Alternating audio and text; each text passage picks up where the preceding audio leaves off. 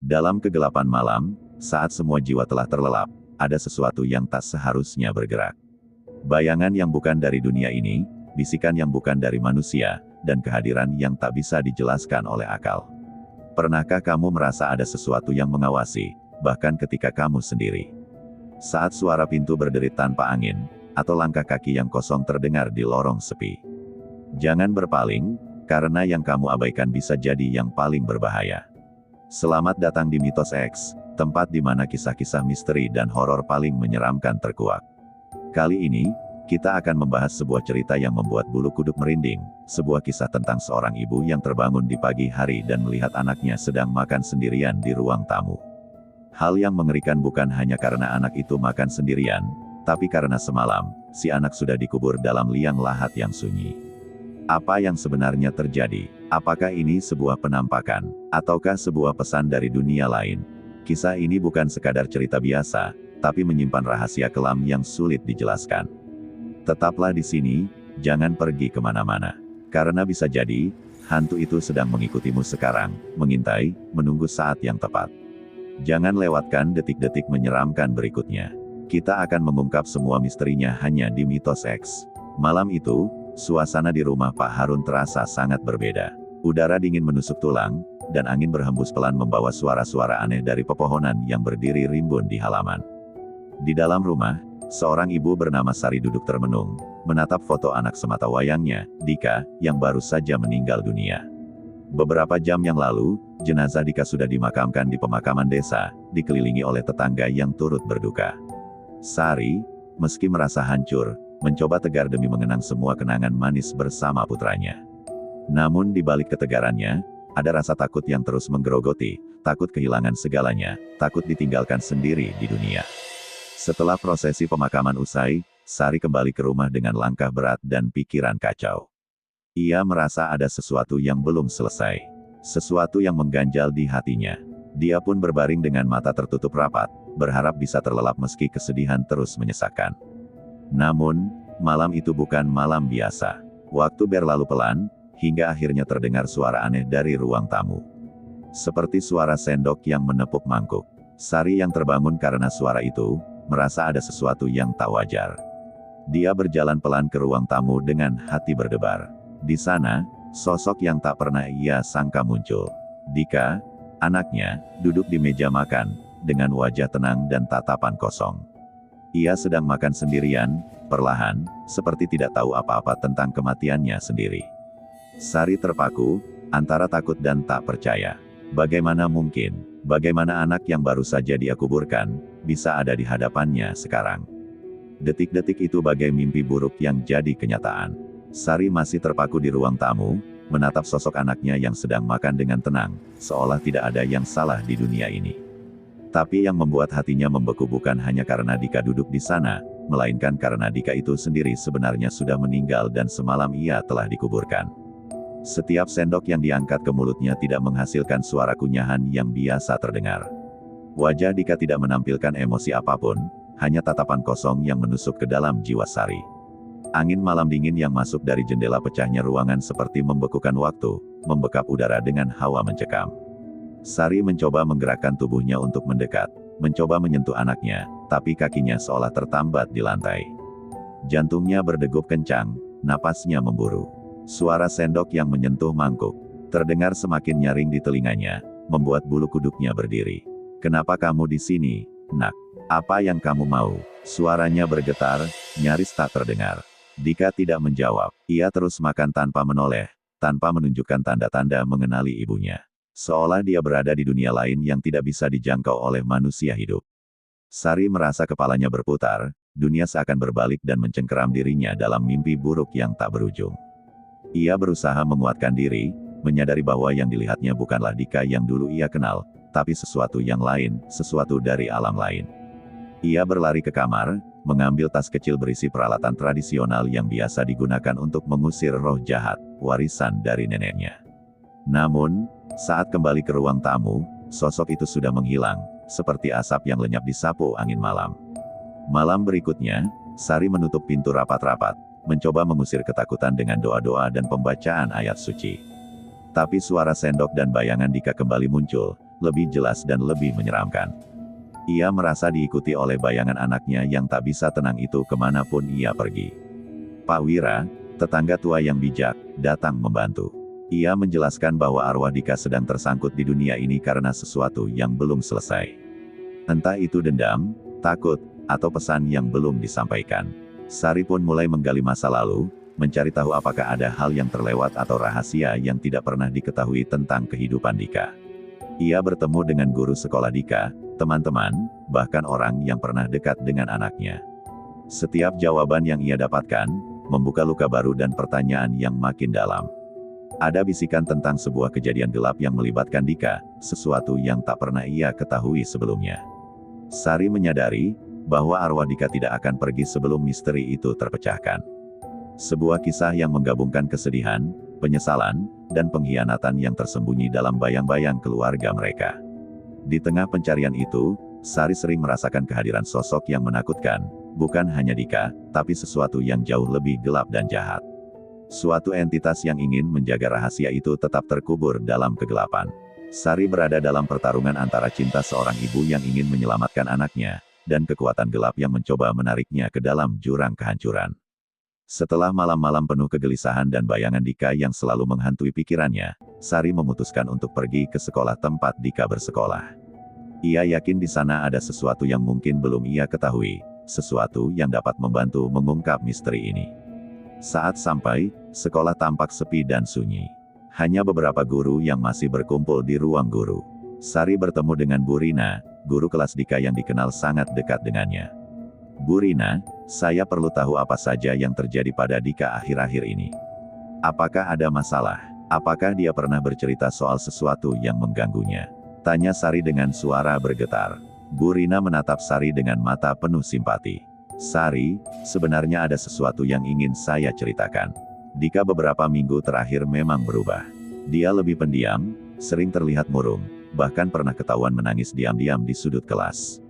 Sari merasakan dadanya sesak. Apa penyebabnya, Bu? Kalau saya boleh jujur, ada rumor tentang kejadian aneh yang menimpa Dika. Dia pernah bilang dia melihat sosok yang menakutkan, bayangan hitam yang selalu mengikutinya. Tapi saya kira itu cuma imajinasi atau stres sekolah, jelas Bu Rina.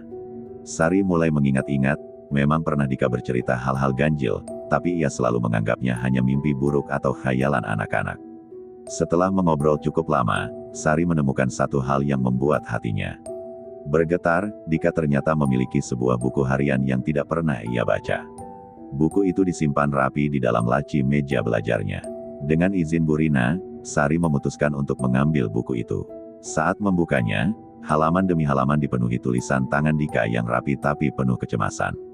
Di dalamnya, Dika mencatat pengalaman-pengalaman aneh yang dialaminya, suara bisikan saat ia sendirian, bayangan gelap yang muncul di sudut kamar, dan perasaan selalu diawasi oleh sesuatu yang tak kasat mata.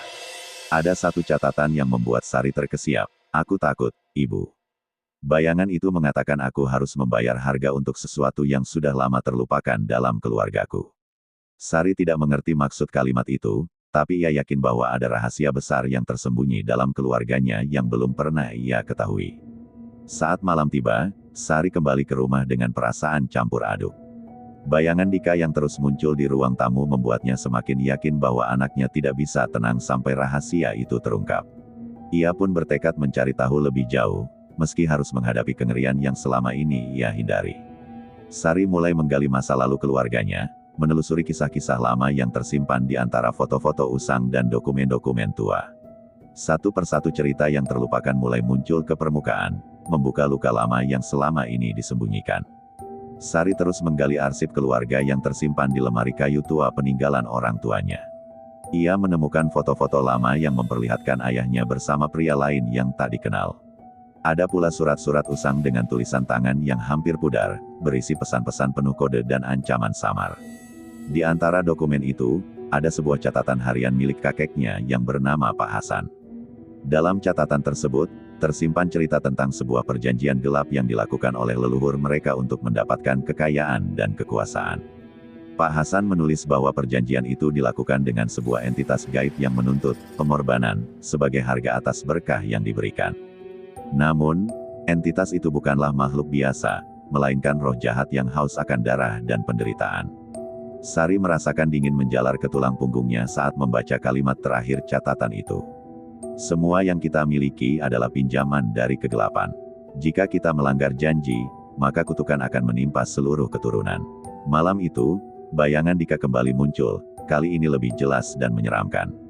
Sosoknya berdiri di ujung kamar, matanya merah menyala dan wajahnya tampak seperti arwah yang tersiksa. Sari berteriak, namun suara itu seperti tertelan kegelapan. Tubuhnya membeku, tidak mampu bergerak. Bayangan itu mendekat perlahan, membisikkan kata-kata penuh dendam dan kesedihan. "Maafkan aku, Ibu, aku tak bisa pergi, mereka tidak membiarkan aku pergi." Sari menangis, hatinya hancur melihat anaknya yang terperangkap di antara dunia hidup dan mati. Ia tahu, satu-satunya cara membebaskan Dika adalah dengan menuntaskan perjanjian lama keluarganya. Keesokan harinya, Sari mencari bantuan pada seorang paranormal yang dikenal ahli menangani kasus-kasus arwah gentayangan dan kutukan keluarga. Namun, sang paranormal memperingatkan bahwa jalan yang harus ditempuh sangat berbahaya, bahkan bisa mengancam nyawanya sendiri. "Ini bukan sekadar arwah biasa. Keluargamu terikat dalam lingkaran kutukan yang sudah berlangsung turun-temurun. Mengusirnya berarti kau harus berhadapan dengan kegelapan yang lebih besar dari yang kau bayangkan," kata sang paranormal dengan serius. Sari tak gentar. Demi anaknya, ia siap menghadapi apapun. Ia mulai melakukan ritual pembersihan, mengunjungi makam leluhur, dan menelusuri jejak-jejak yang bisa memutus kutukan. Tapi semakin dalam ia menyelidiki, semakin kuat pula kegelapan yang mengikutinya. Suara-suara bisikan, bayangan hitam, dan hawa dingin yang menusuk menjadi bagian dari hidupnya sehari-hari. Sari sadar, ia tidak sendirian dalam perjuangan ini. Ada kekuatan yang lebih besar sedang mengawasi, menunggu saat yang tepat untuk mengakhiri semua. Setelah serangkaian ritual dan pencarian jejak leluhur, Sari mulai merasakan perubahan aneh di sekelilingnya. Malam-malamnya kini dihiasi suara bisikan tak jelas, seperti seruan yang berasal dari balik dunia lain. Bayangan hitam yang selama ini menghantui mulai muncul di hampir setiap sudut rumahnya. Suatu malam, saat Sari sedang duduk termenung di ruang tamu sambil memegang foto Dika, ia merasakan hawa dingin menusuk dari belakang. Tanpa berani menoleh, jantungnya berdegup kencang. Bayangan itu muncul perlahan, sosok Dika dengan wajah hancur, matanya kosong menatap ke dalam. "Maafkan aku, Bu, aku terjebak." Suara itu berbisik lirih, nyaris tak terdengar. Sari mencoba menggapai bayangan itu, namun sosok itu segera menghilang seperti kabut yang tersapu angin.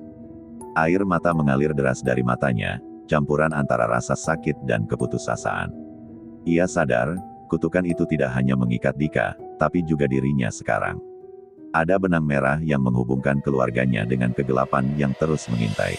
Suatu pagi, Sari menerima surat tanpa nama yang berisi peringatan agar ia berhenti mencari. Surat itu bertuliskan, "Jangan buka pintu yang sudah tertutup, karena yang dibaliknya bukan kehidupan, melainkan kematian yang menunggu." Namun Sari tak bisa mundur. Ia harus menemukan jawaban, walau harga yang harus dibayar adalah nyawanya sendiri. Dengan bantuan sang paranormal, Sari melakukan perjalanan ke tempat pemakaman leluhur di sebuah desa terpencil. Di sana, ia berhadapan langsung dengan makam yang selama ini dijaga dengan ritual ketat agar tidak terganggu. Sang paranormal memulai ritual pengusiran yang penuh dengan mantra dan doa, mencoba membebaskan arwah Dika dari belenggu kutukan. Tiba-tiba, tanah di sekitar makam berguncang hebat. Suara jeritan menggema, membuat bulu kuduk merinding. Bayangan-bayangan gelap berkumpul, mencoba menahan ritual tersebut. Sari merasakan tarikan kuat pada tubuhnya, seolah-olah sesuatu mencoba menyeretnya ke dalam kegelapan. Ia berjuang dengan sekuat tenaga, menggenggam tasbih warisan neneknya sebagai pelindung. "Tidak, aku tidak akan membiarkanmu mengambil anakku," teriaknya dengan suara penuh keberanian. Malam itu, pertarungan antara terang dan gelap mencapai puncaknya. Sari tahu, keputusan dan keberanian yang ia miliki menentukan nasib anaknya dan keluarganya selamanya. Udara malam itu begitu pekat dan dingin menusuk hingga ke tulang. Sari berdiri di depan makam tua yang retak, tempat leluhur keluarganya dimakamkan. Di sekelilingnya, bayangan-bayangan gelap berkelebat cepat, seperti gerombolan makhluk yang marah karena ritual yang mengusik kedamaian mereka. Sang paranormal melantunkan mantra-mantra dengan suara bergetar penuh keyakinan, membentuk lingkaran perlindungan dari cahaya lilin yang berpendar temaram. Sari menggenggam erat tasbih neneknya, Napasnya tersengal-sengal, tubuhnya gemetar, tetapi tekadnya sekuat baja. Tiba-tiba, tanah di depan makam terbuka dengan suara gemeretak menyeramkan. Dari balik tanah yang retak itu, muncul sosok menyeramkan yang tampak seperti manusia, tapi wajahnya berubah-ubah, kadang menyerupai Dika, kadang sosok lain yang tidak dikenali. Makhluk itu menatap Sari dengan mata merah membara, suaranya menggelegar seperti guntur. Kalian berani mengusik perjanjian lama. Tidak ada yang bisa memutus ikatan darah ini tanpa membayar harga yang mahal. Sari melangkah maju, berani menatap makhluk itu tanpa rasa takut. Aku tidak takut, aku datang untuk membebaskan anakku dan keluargaku. Dari kutukan ini, aku tidak akan menyerah. Pertarungan antara cahaya dan kegelapan pun dimulai. Sang paranormal terus melantunkan mantra, cahaya lilin semakin terang dan mulai menyalakan aura di sekitar mereka. Makhluk itu berusaha menerobos lingkaran perlindungan, tetapi kekuatan doa dan tekad Sari memantulkan setiap serangannya. Sari mengingat kembali setiap kenangan bersama Dika, tawa, tangis, dan harapan mereka yang belum selesai. Dengan segenap keberanian, ia mengucapkan doa dan permohonan kepada Sang Pencipta agar anaknya dapat dilepaskan dari jerat kegelapan. Saat cahaya mencapai puncaknya, makhluk itu mengerang kesakitan, wajahnya berubah menjadi kabut hitam yang kemudian perlahan menghilang, tertelan oleh terang yang menyinari malam itu. Makam yang tadinya retak kini tertutup kembali dengan sendirinya, damai mulai menyelimuti tempat itu. Sari terjatuh ke tanah, tubuhnya lemas namun hatinya lega. Di kejauhan, suara lembut seperti bisikan Dika terdengar. Terima kasih, Bu, aku bebas sekarang. Keesokan harinya, rumah Sari terasa berbeda. Tidak ada lagi bayangan gelap, suara bisikan, atau hawa dingin yang menusuk. Kehidupan mereka perlahan kembali normal. Walau Dika sudah tiada secara fisik, Sari merasakan kehadirannya dalam setiap hembusan angin dan sinar mentari pagi. Kisah keluarga mereka menjadi pelajaran pahit tentang harga kekayaan yang diperoleh dari perjanjian gelap dan betapa pentingnya cinta seorang ibu yang tak kenal lelah. Beberapa malam berlalu setelah ritual di makam tua itu. Rumah Sari memang terasa lebih tenang, tapi keanehan mulai muncul sedikit demi sedikit, seperti bisikan halus yang menyusup di tengah hening malam. Suatu malam, ketika Sari terbangun karena suara gemerisik di dapur, dia melihat bayangan samar melintas cepat di ujung matanya. Jantungnya berdegup kencang, tetapi ketika ia menoleh, yang ia lihat hanyalah kegelapan pekat tanpa bentuk. Lampu kamar yang tadinya menyala, tiba-tiba mati total, menyisakan ruangan dalam gelap gulita. Sari menarik napas dalam-dalam, mencoba menguatkan diri. Ia tahu bahwa ada sesuatu yang belum selesai. Meski kutukan utama telah dilepaskan, ada bagian lain yang masih terjerat, sesuatu yang lebih dalam dan lebih gelap. Keesokan harinya, Sari menemukan sebuah kotak kayu kecil di bawah papan lantai ruang tamu, tempat yang sama di mana ia sering duduk bersama Dika semasa hidup. Kotak itu tertutup rapat dan penuh debu, seolah tidak pernah dibuka bertahun-tahun. Dengan tangan gemetar, Sari membuka kotak itu dan menemukan sejumlah benda aneh, foto keluarga yang sudah pudar, sebuah jimat usang, dan sebuah surat dengan tinta yang mulai memudar. Surat itu berasal dari leluhur keluarganya, berisi peringatan agar tidak pernah mengusik sebuah rahasia kuno yang telah terkubur bersama masa lalu. Dalam surat itu tertulis, "Jangan pernah kau ganggu bayangan yang terlelap, karena mereka yang terikat pada darah kita bukan hanya satu. Mereka menunggu waktu untuk kembali. Jangan biarkan keluargamu terperangkap dalam kegelapan yang tak berujung." Ketakutan mulai menyelimuti Sari. Ia sadar ada sesuatu yang lebih besar dari sekadar kutukan Dika. Ada sesuatu yang melekat pada darah keluarganya, sesuatu yang selama ini tersembunyi dalam bayang-bayang masa lalu yang gelap. Sari pun mencari bantuan dari paranormal lain yang lebih kuat. Paranormal itu mengatakan bahwa ada penjaga yang selama ini menjaga rahasia itu, entitas yang lebih tua dan lebih kuat dari makhluk yang pernah mereka hadapi. Malam itu, di bawah sinar bulan pucat, Sari merasa kehadiran makhluk itu semakin dekat. Bayangan gelap yang lebih besar dan lebih pekat, yang tidak hanya mengintai dari luar, tapi masuk ke dalam rumahnya, menyelimuti setiap sudut dengan hawa dingin menusuk. Sari tahu, ia harus segera menghadapi bayangan lama ini, atau seluruh keluarganya akan terperangkap dalam kegelapan abadi. Tapi untuk melawan makhluk yang selama ini tersembunyi, ia harus menggali sejarah keluarganya lebih dalam, menguak rahasia kelam yang mungkin bisa menyelamatkan atau menghancurkannya. Sejak menemukan surat dan jimat kuno itu, Sari merasa hidupnya seperti terseret ke dalam pusaran kegelapan yang tak berujung. Tak hanya masalah kutukan Dika, kini keluarganya terancam oleh sesuatu yang jauh lebih mengerikan, sesuatu yang berakar dalam sejarah panjang yang selama ini tersembunyi rapat. Malam itu, Sari duduk termenung di ruang tamu, diterangi redup oleh lilin yang berkedip-kedip. Bayangan-bayangan di dinding seolah menari-nari mengikuti napasnya yang semakin cepat. Dalam benaknya, satu pertanyaan terus berputar, apa sebenarnya rahasia yang ditutupi leluhur mereka? Dan mengapa entitas itu begitu gigih menjaga rahasia itu? Mendengar desakan hati nuraninya, Sari memutuskan menggali arsip-arsip lama keluarga yang tersimpan di sebuah lemari tua di loteng rumah.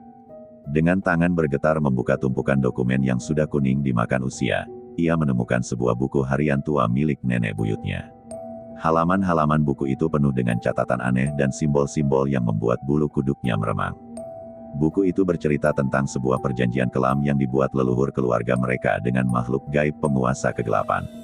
Perjanjian itu menjanjikan kekayaan dan kemakmuran selama beberapa generasi, namun dengan harga yang sangat mahal. Setiap kali seseorang dalam keluarga ini meninggal, jiwanya harus menjadi persembahan agar kemakmuran terus mengalir.